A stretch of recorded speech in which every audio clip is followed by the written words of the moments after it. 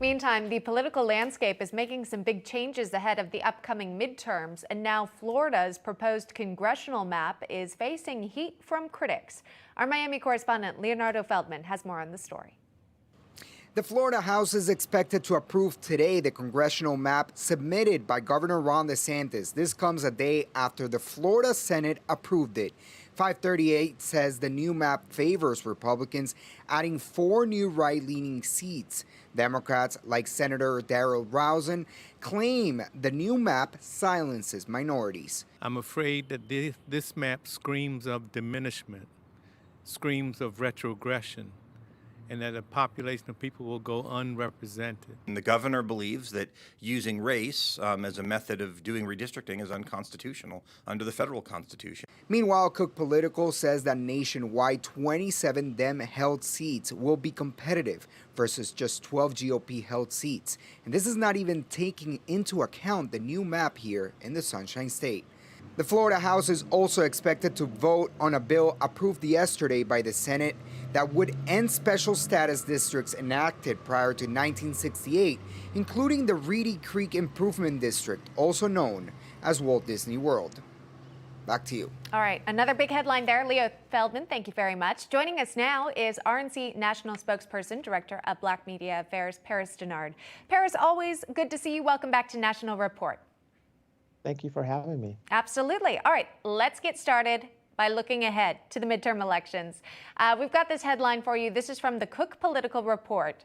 It predicts House rating changes. 8 races move in Republicans' direction here. Again, the anticipation of some seats turning red. We've heard from GOP lawmakers.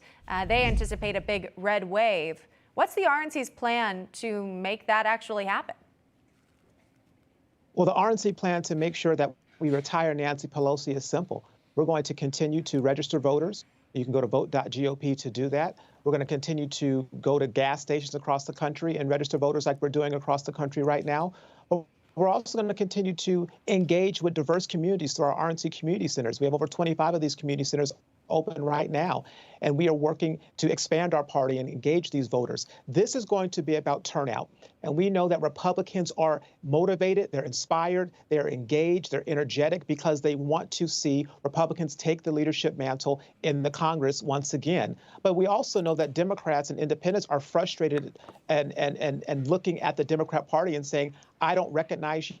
I don't want to be a part of you. That's why the polling shows that across the board, the Democrats are tanking in approval ratings. And so we're going to continue to mobilize. We're going to continue to support our candidates who come out of primaries, and we're going to get out the vote, and we're going to win and retire Nancy Pelosi. I caught that you're going to gas stations. Maybe you could talk to some drivers who are upset with the price that they're paying at the pump here.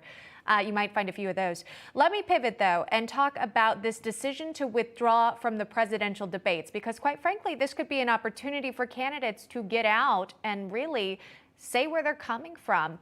This has to do with the presidential debates, though, saying debates are an important part of the democratic process and the RNC is committed to free and fair debates. The Commission of Presidential Debates is biased and has refused to enact simple and common sense reforms.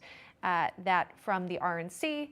But let me show you this new Morning Consult political poll here following this decision. 83% of respondents, those who were polled, said that it is important for presidential candidates to participate in presidential debates. Paris, what do you make of that response here? Does that matter? That response does matter, and the RNC agrees 100% with those respondents who think that presidential debates matter and that people should participate in them. That's why our RNC chairman, Ronna McDaniel, over a year ago started to work with the Commission on Presidential Debates and said, listen, there are some things that need to be changed to make this debate process fair, to make it so that it's not biased, so it's not tipping the scale for one candidate over the other. The American people deserve this. And so that's the spirit by which our chairwoman went to them. They rejected it. The Commission on Presidential Debates said, no, thank you. And so the RNC said unanimously that we were going to withdraw from participation in the Commission on Presidential Debates sponsored debates. That does not mean that we're not going to have debates throughout the entire primary process. We will. But when it comes to the general election with the 2 candidates, we're going to find alternate pass ways to actually have debates, because we agree with the American people. Debates matter. We want them to debate, and there's no Republican nominee in the future and no nominee in the past that has shied away from debating, because we know our message is going to connect with voters and it's going to inspire them to want to vote for Republican candidates like we're going to have in the future. Yeah, as I said, it's important for candidates to answer questions that Americans might have, especially when they're deciding who deserves their vote. But the platform should be fair. Sure. But that's our issue. The platform should be fair. All right. Very true. Okay, let me talk about something that everyone's thinking about, especially if you're planning some trips this summer. You want to know if you can fly without a face mask, or at least have the option to choose, right? The NAACP did release a statement about this decision. The DOJ, as we know, is appealing this mask mandate reversal, saying it's reckless as a general matter and it has real-world impacts, racial impacts that are preventable and avoidable. That from Janai Nelson with the NAACP Legal Defense Fund. Paris, tell me about that response. What do you make of it?